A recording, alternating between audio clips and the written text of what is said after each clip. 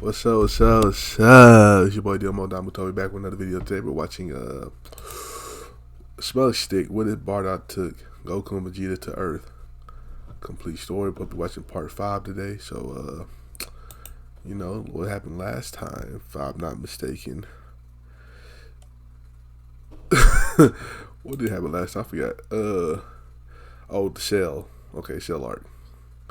And it was kind of like, oh yeah, it was kind of like the superhero movie, but mixed with the actual Cell arc. It was pretty interesting. So let's. Years have gone by since the defeat of Cell. King Vegeta and Bardock have taken it upon themselves to take care of the androids and train them. Though originally they wanted to live at Capsule Corp, the androids instead decided to live on a remote island. Taking a bit of inspiration from Master Roshi, they wanted to live close to the animals and take care of the earth, making a little farm for themselves. King Vegeta is a much more harsh instructor than Bardock ever was, though Bardock doesn't pull his punches either. Grandpa Gohan and Master Roshi often like to visit the dojo. They had to admit it, the Saiyan grandparents were fantastic instructors, even if they disagreed with a lot of their methods. There were a few times where Master Roshi had to step in and explain some of the fundamentals of training. Eat well, sleep well, train well, the turtle school way. King Vegeta thought this was ridiculous, but Bardock got it a little bit more. This caused a battle between the two, with Gine and the rest of the families simply face-bombing. Those two often clashed heads. During the 7 years of training, they were finally able to unlock Super Saiyan 2, though it was extremely difficult for King Vegeta in particular. He had been behind the other Saiyans for a while, but it looked like he was finally catching up. Raditz, meanwhile, lives at Kami's lookout alongside Dende, as he enjoys being a little bit more isolated. The Saiyans have but disappeared from the public eye following the Cell attack. The TV signal had cut off soon after the battles began, but the public perception on the Saiyans began to turn, especially once Bulma and Vegeta made an announcement that the Saiyans were here to live peacefully. A martial artist named Mr. Satan had actually claimed to have defeated the Red Ribbon Army and the Saiyans. Most of the Saiyans didn't really like being celebrities, except for one. Though Raditz likes to live in isolation, he would often go down to the surface of Earth and show off some of his skills. In fact, he entered a boxing tournament, becoming quite popular in that circle as well. Bardock heavily disapproved of this, but Gine thought it was kinda cute. Gine's catering business has grown considerably, as she has Chi-Chi and even the Ox King working together with her. Gine and Chi-Chi have a loyal staff of chefs, which they've trained. Watching Dragon Ball. I'm sorry, cut the video off. I'm watching Dragon Ball for the first time from beginning to end. I kind of never really watched it. I just usually watch clips, or I might have seen episodes here and there. And it's interesting, very interesting. It's pretty good actually. It's actually good, better than I thought it would be. I'm on the part where he just met the Ox King. Well, he passed the Ox King, met Chi-Chi and all that shit, so I don't know why I said that, but Gine is the face of the company, so she's also one of the Saiyans who've sort of embraced that celebrity culture, even if not to the same degree as her son. So I kind of just started, I'm like on episode 10, 11 or something like that. Bitter rivalry, and obtaining Super Saiyan 2 together. They slowly seem to get closer to unlocking a power even further beyond. Thanks to Chi-Chi's influence, Gohan does enter school. King Vegeta gets close to Gohan, saying that the education system on planet Vegeta was actually quite refined, thanks to Frieza. But low-class Saiyans never really cared for education, did they? Gohan kept up training a lot more than in canon, and getting stronger than he was before. During those 7 years, Kakarot and Chi-Chi have a second son. They wonder what to name him, and Bardock makes a suggestion. He had an old friend back on planet Vegeta, a powerful warrior who sadly met his end far too early. His name was Tora, a traditional Saiyan name. Chi-Chi hadn't thought of that before, but agreed.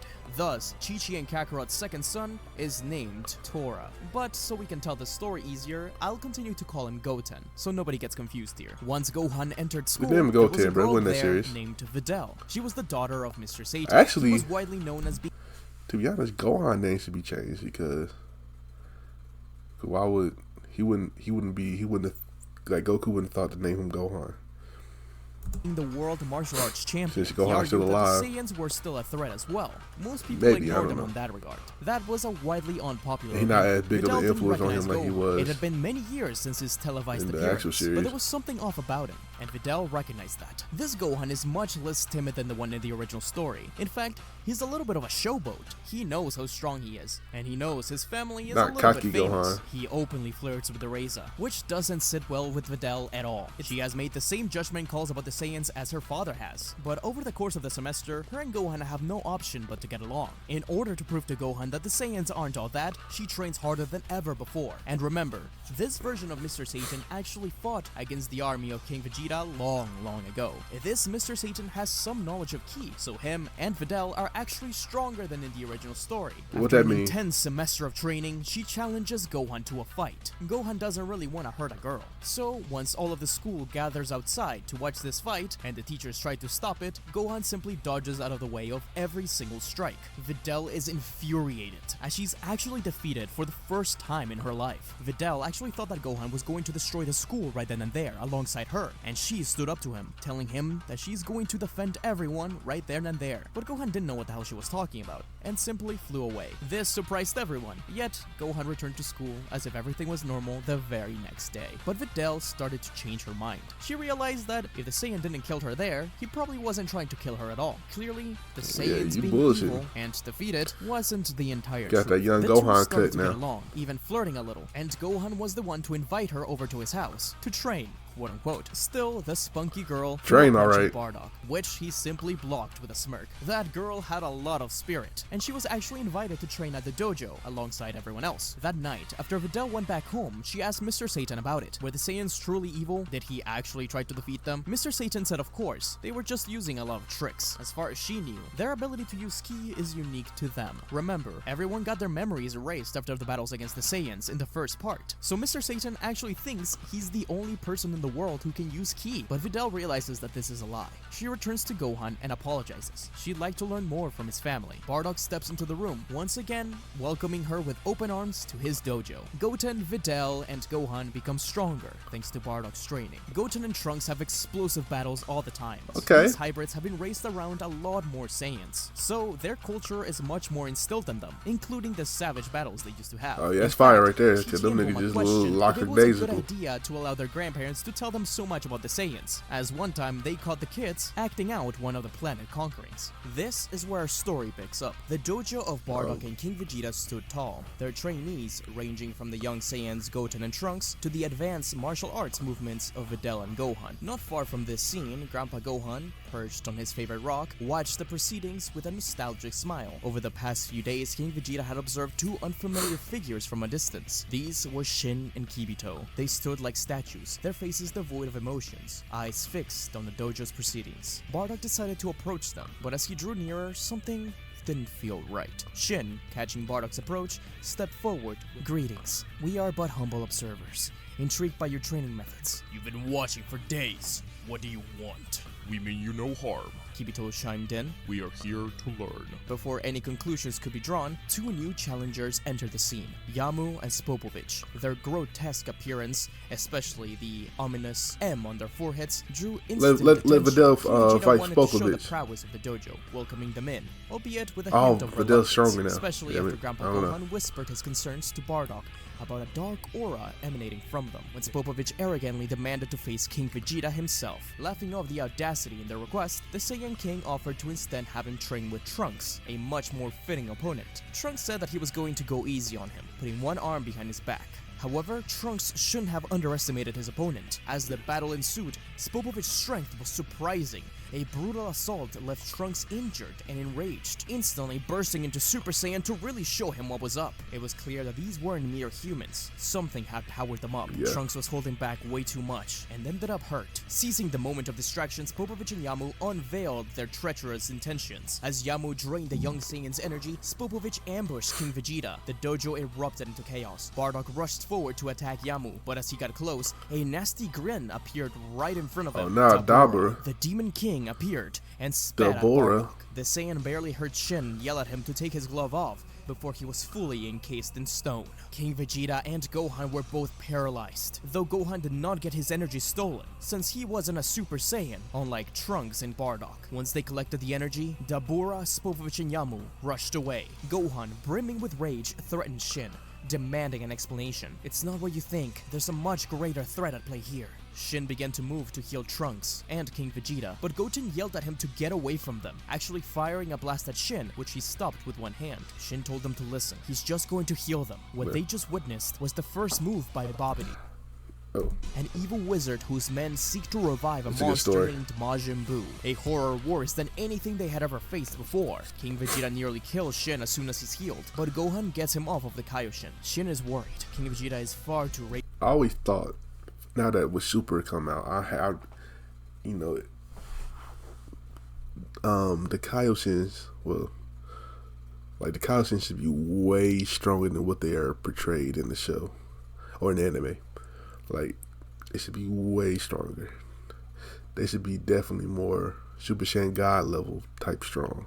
Not Beerus level, of course. Beerus should be stronger, the stronger out of them. But now that we have Super, of course, Beerus wasn't thought of when they wrote Z and shit. But I feel like the Kaioshin should be way stronger, more deities, better, stronger deities. But of course, you know, the Buu arc wouldn't be nothing, of course, if they were that strong. But, you know, y'all know what I'm trying to say.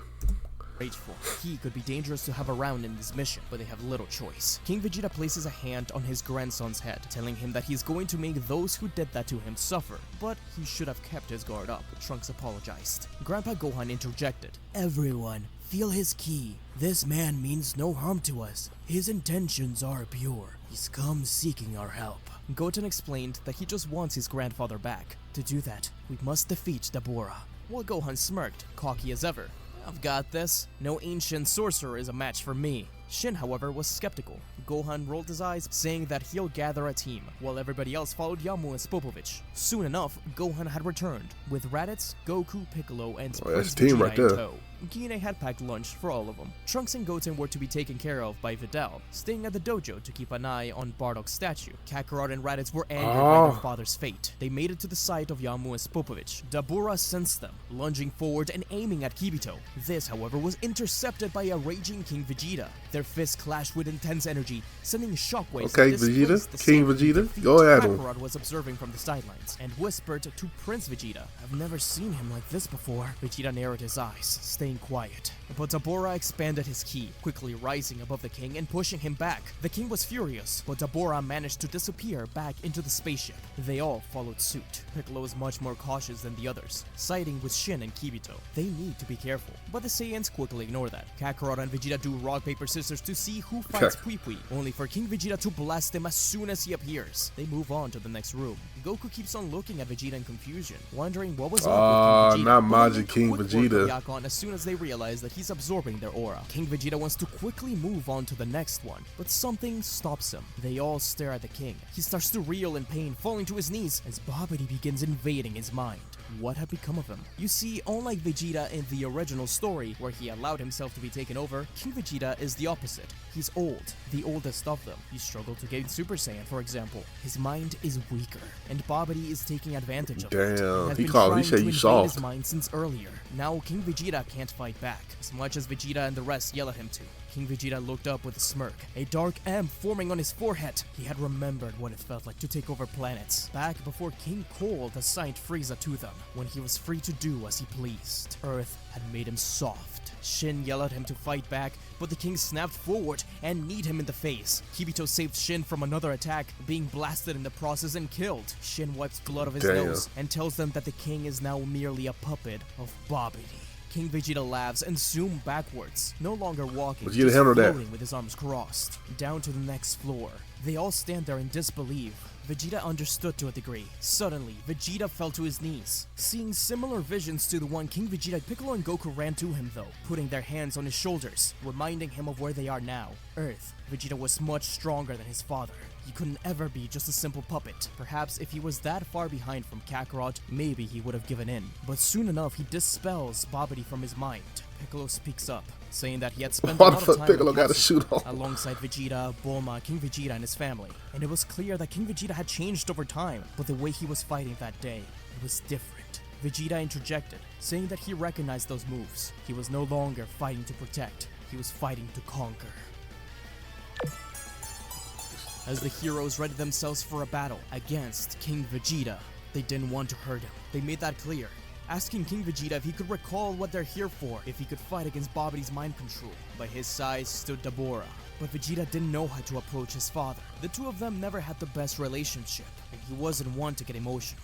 If there was a way to get his father back, it was by beating him into it. Gohan and Raditz looked at each other, lunging towards Dabura as Vegeta and Goku rushed to King Vegeta. This was the chance Dabura had been waiting for. He could sense the anger behind every single one of the punches. Meanwhile, Goku and Vegeta engaged King Vegeta. Each strike, parry and ki plus, Okay, they going not at just it. a physical exchange, but an emotional one for the prince. Babdi thought all this power was too sweet to go to waste. Sure, Vegeta managed to pull away from his mind control, but this Raditz guy, he was angry, frustrated. Ah, Perhaps shit. he would make a perfect puppet too, whispering insidious words, preying on Raditz's insecurities, taunting him about always being overshadowed by his younger brother, Kakarot. The power which Babdi promised, the power which he could see on King Vegeta, was seductive. A dark M slowly being carved on his forehead. This forced Gohan to be the only one fighting Dabura. He could handle him alright, but he had to reach out to Raditz. Gohan opened his aura, firing a massive blast to Dabura and rushing down to Raditz. Uncle Raditz, listen to me. You're more than just a Saiyan, more than just your insecurities. Tell him, Gohan. Don't listen to him. Do you really want to end up a puppet like King Vegeta has? Dabura came rushing in, slamming Gohan to the ground right next to Raditz. It seemed like he was going to crush his head, but Gohan's eyes never drifted from his uncle. He kept on talking, shouting over at him, reminding him of everything they'd overcome together. How leaving planet Earth alongside Vegeta in order to defeat Frieza was one of the bravest things anyone had done. How he returned and warned trained hard alongside his brother and father. It was your bravery that helped us defeat Frieza and Cell. You're a hero to me. As the dark Then they end turned to Raditz began to Naruto. stand up. Dabura laughed, telling Raditz to hurry up and attack alongside him. But the Saiyan found strength in Gohan's words. With a ground-shaking roar, energy erupted from him, electricity forming all around him, as it was once again covered in gold. Super Saiyan 2 had been reached. Dabura laughed, assuming that the power-up had come from Babdi,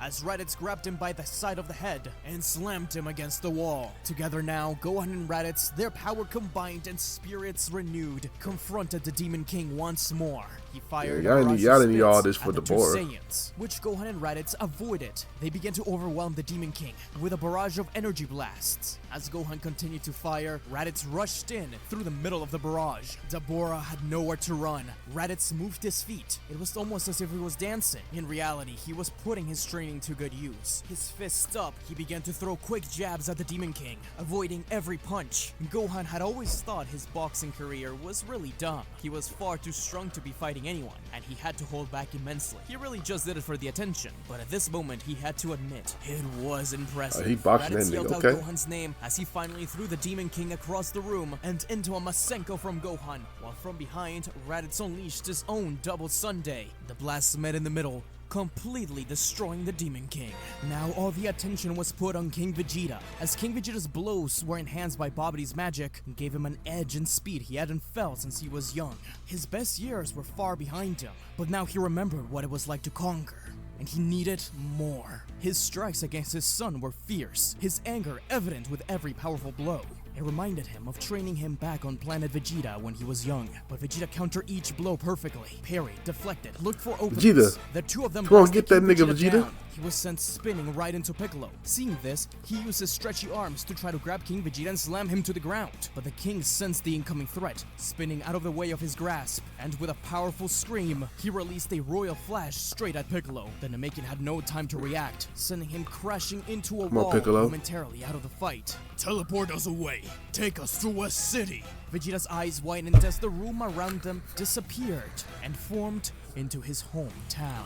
What was the king planning on doing here? A truck crashed, trying to avoid the people who appeared right in front of Not Capsule Bulla. Corp. Piccolo, Gohan, and the Kaioshin immediately went out of their ways to save whoever they could. But King Vegeta immediately started firing indiscriminately around the place. Explosions and screams rang out everywhere, as the city was engulfed by fire. But with the appearance of King Vegeta in the middle of West City, Z fighters from all around the world felt his presence. Mr. Satan had been following Videl in order to see just exactly what she was doing at those Saiyans dojo. He had been disappointed to find out that she had befriended one of them and had snuck in earlier that morning. He watched everything unfold, including the stuff with Shin and the Majins. He thought it was just a bunch of cheap tricks. They were trying to scare his daughter. But now the ground was shaking. Earth seemed to be crumbling beneath their feet. And when Bardock was finally freed, he saw that it must have simply been some sort of timed adhesive. He was definitely a cheap magician or something. Mr. Satan stepped up,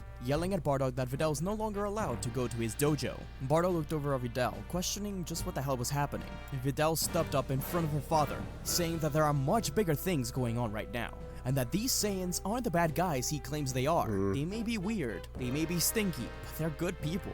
Bardock said that they don't have time for this, turning to Goten and Trunks and asking them if they want to come along, because something's going on with their parents, and they need to stop whatever's happening, bursting their auras and flying off along with Bardock. Mr. Satan continued to yell at Videl, and in response, she simply grabbed him and flew right behind them too. She was going to show him just what these Saiyans were doing. You better show him, Videl.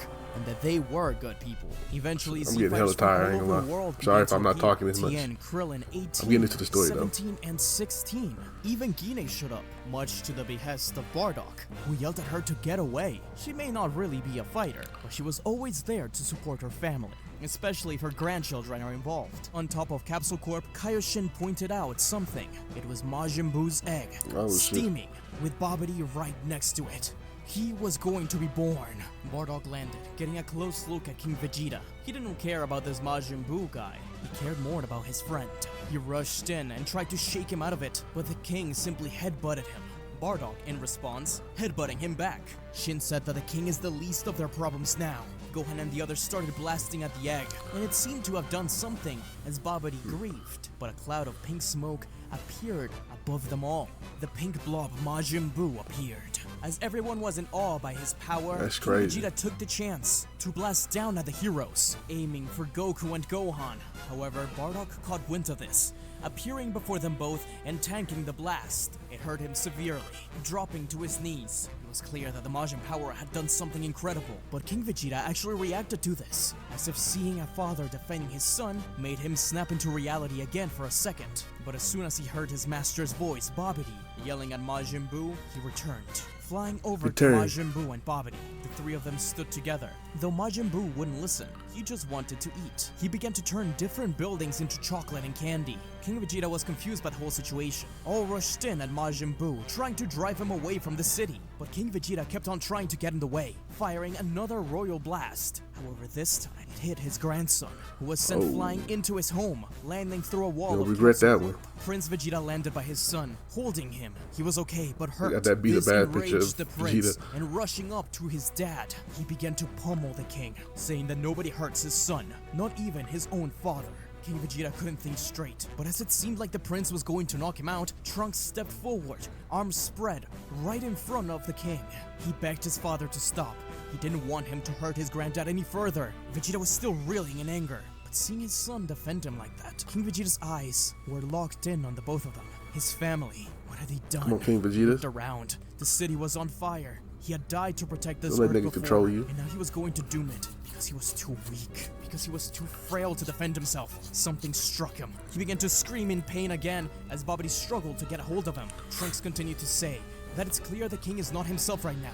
If they want to help his grandfather, they need to defeat Babidi and Majin Buu. Vegeta acknowledged this as he looked at his father, who was clearly being torn apart. Vegeta and Trunks rushed in at Babidi, pushing him away from Majin Buu and pummeling him to the ground. As Buu continued to try to eat more and more chocolate, he fired a candy beam at Goku. Vegeta grabbed him as if he was just a ball. He chucked Babidi towards Majin Buu, but Babidi seemed like he was going to stop himself. Just as the wizard thought he was safe, Trunks came spinning in with a kick, sending him directly into the line of sight of the candy beam. Babidi was defeated, turned into chocolate, as King Vegeta finally struggled out of his control, the M on his forehead disappearing.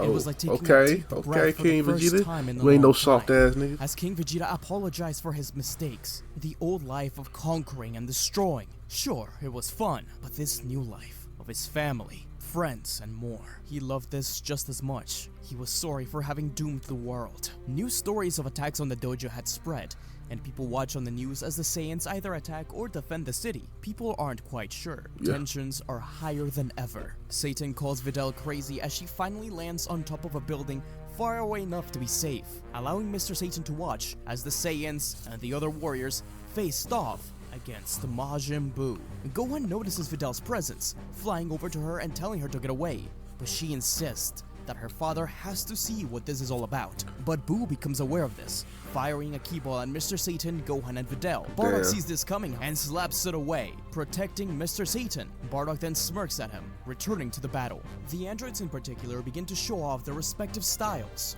Android 17, using the rebel techniques taught to him by Bardock, attempting to overwhelm Majin Buu, while Android 16 used the royal styles of King Vegeta. They complemented each other well. Majin Buu extended out his body, turning it into spikes and trying to stab the kids. Piccolo, however, grabbed them both with his stretchy arms, throwing them once again against Majin Buu at an incredible speed, firing at the pink monster. Bits of Buu flew everywhere as he regenerated. That's when King Vegeta thought of something. He was a tactician on planet Vegeta, a brilliant leader to which his people turned to. This role was diminished when Frieza took over, but perhaps this was the role he missed. Not the conquering and all that, but the role of being a leader. Thus, he begins to order his heroes. Instantly, his son thought back to the times King Vegeta led him through battles. It was a nostalgic sight. It was clear that Majin Buu could regenerate at incredible speeds. They need to hit him from every single angle with their strongest attacks, so he has no chance to regenerate. King Vegeta and Bardock from top and bottom, Raditz and Piccolo from the left, 18 and 17 from the right. The half Saiyans alongside Guine fill the spaces in between. The human Z-Fighters would serve as bait, trying to get Majin Buu into a centralized location. This should destroy Majin Buu to its smallest bits, to which he has to then regenerate in that central location. This will be their chance. They will blow him to such small bits that the next final attack will be his undoing while he's too busy regenerating. Goku and Vegeta looked at each other and nodded. It seemed like he really did want to make amends for what happened with Babidi. Krillin gulps, but Tien rushes out within 2 seconds. They follow suit as Krillin and Tien make mocking faces alongside Goten and Trunks, baiting Buu into the central spot above the city, where he realizes he's completely surrounded. No! At once, every single Z-Fighter blasts at the monster. These aliens are defending our planet? Videl smiles, looking at Gohan. That blast signified the saviors of Earth. She wasn't about to stand around and be out of it, leaving her dad on the spot as he yelled at her to come back. Even if it was weak, she had to help somehow. The blast shook the Earth as it dissipated. Hundreds of small Buu pieces were gathered on one spot as they began to move in together, ready to reform him. Shen tried his best to freeze in place the pieces of Buu. Kakarot, Vegeta! Right! The two Saiyans have one arm up each. A giant red and blue energy ball similar to the Big Bang attack, containing both of their strongest energy, floating above their heads. Together, they shoot it down onto the regenerating Buu, consuming every bit of it. Guys, like 3 o'clock in the morning, 4 o'clock in the morning. It seemed like it was finally over as Buu's ki disappeared from the world. Kaioshin smiled. They had all done it, saved the universe, and avenged the other Kais. Vegeta, Trunks, and Goten all rushed down to the king as the kids hugged the old man. Vegeta crossed his arms at the king, while he nodded at his son. Everything did work out in the end. News helicopters began to fly around the area, landing to check out the battle site, asking questions. What were the Saiyans doing here?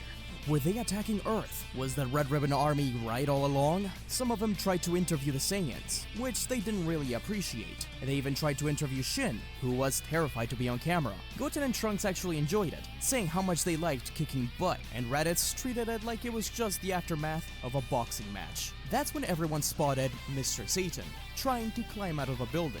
He nearly falls off, but he grabs onto the roof. Videl facepalms, but Bardock flies up to him and helps him up. Goku whispers to Videl who the hell he is, and Videl simply sighs, saying that sadly, that's her dad. Newscasters asked Mr. Satan just what transpired. They think that he defeated the pink creature after all, and will now defeat the Saiyans. Mr. Satan You ain't doing that, Mr. Satan. You better stop. Like all the attention, and he was about to lie, but he looked at Videl and realized that he couldn't do that anymore. She was right after Hercules all. Turkey Mr. was Satan telling the coughs. truth? No, it It's looks crazy. like there was a misunderstanding. The Saiyans are in fact good. He required their help to defeat Majin Buu. Videl once again face bombs, leaving a red handprint on her face. But Gohan takes it in stride, simply laughing. Bardock is just glad that the humans won't hate them as much anymore. He places his arm around Mr. Satan and says, Yeah, it was quite an honor to fight alongside the legendary Mr. Satan. the Okay, newscaster Bardock, give still him some says that props. he doesn't believe it, and Mr. Satan replies by saying, Well, believe it, the invaders were not invaders at all. They have been the saviors of Earth. cheers erupt from the crowd below, celebrating the Saiyans once more. All this attention is gonna be a problem in the future. They were sure of it. Definitely now, will. it was time to go off and find the Dragon Balls, finally bringing peace to Earth. But not before Kaioshin said one last thing. He admired the way they fought, and invited them to train at the Kaioshin realm one day. Oh, especially shit. the likes of Gohan. There was something special about that kid. That big and he was Gohan, the of first course. one to help against Majin Buu. Thus, peace returned to Earth once. Sorry, I almost fell asleep a couple times. I'm just tired. It's 4 o'clock in the morning. I don't know why I made the video so late. But anyway, shout out. This is a good chapter with the Majin King Vegeta. They all teaming up on him. Teaming up on Majin Buu is beautiful as well. You know, everybody interact. I like the interactions in this story too, as well. Hercule interacting with Bardock. Like you never thought you'd see that. But anyway, shout out to SmugStick. Check out the last chapter right here. Check out another video right here. Make sure you like, comment, subscribe, and I'll catch you next time. Peace.